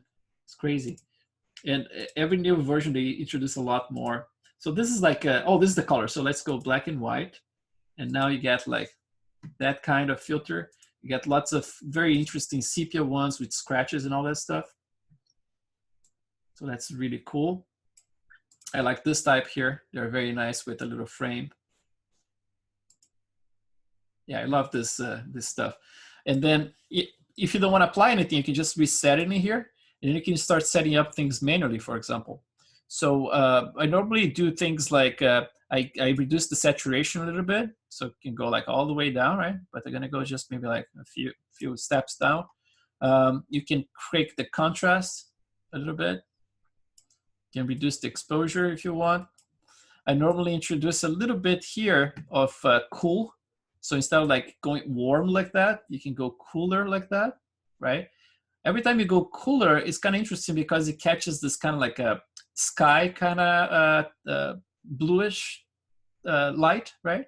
So if I go, even if I don't go all the way down, if I go like a little bit down like that, already adds a little bit of that blue, which is just like I like it better like that. And then there's this other one, if you go all the way down, it's called IR. And this one here introduces the bloom effect, right? So if I do like halation here and this spread, it gets very, very bright like that, right? So you have to use carefully just enough brightness to get the bloom effect without like washing out everything else. Then you have like the bokeh, basically like the same as the Photoshop version, right? You can introduce a little bit more of a fake depth of field if you want, like cranking like that. It's all kinds of stuff. You can add like grain. There's like color, like lens corrections. There's plenty of presets in here. You're gonna get stuff like for Zeiss and you know, it's like Canon, Nikon, all the famous ones. And they have tons of presets. I have Canons in my house, and all my lenses are basically here. So they have like the EF lenses, and the entire list is in there. So if I pick like an 85, for example, which is a beautiful lens, the 1.2. Yeah, it's a tiny little bit of distortion, but if you get like a 35, it's going to distort the camera a little bit more, you know. But just, you know, something for you guys to think about. I think the plugin costs like $100 and something bucks. I think it's totally worth it, you know, because I use it a lot. And it has all kinds of awesome stuff like light effects. You know, it's like lots of light effects. Like, you know, it can add like cloud stuff like that, like a little cloud like that. Textures, plenty of textures. They have like dust. You know, it's like a image wash and stuff like that. It's like all kinds of awesome stuff. And then they have also the frames, which I love, the borders. Those guys here, right? So they have they're gonna have like all separated, like a vintage and then sloppy, whatever it is, you know. So yeah, take a look, especially if you're doing like renders to look like you know, it's like old pictures and stuff like that, like sepia pictures. Man, this stuff is like, it's amazing, you know. It's like, and all of those frames in here, you can still control them. Like you can zoom in, you know, it's like you can control the opacity of them. You can flip them, you know, turn like reverse the effect. So it's very, very flexible, you know. It's pretty cool. But yeah, so basically like all this stuff I'm showing you guys, it's exactly what I've been doing for the past 3 or 4 days. So yeah, just like a general update. I hope you guys get a lot of useful information from this one. And then tomorrow we are kind of like back to work when it comes like to painting the textures and moving forward from here. So awesome, guys. Thank you so much. Thank you. Have a good night. Thank you very much. You too. Have a Thank good you. night. Thank you. Bye-bye. Bye, guys. Bye.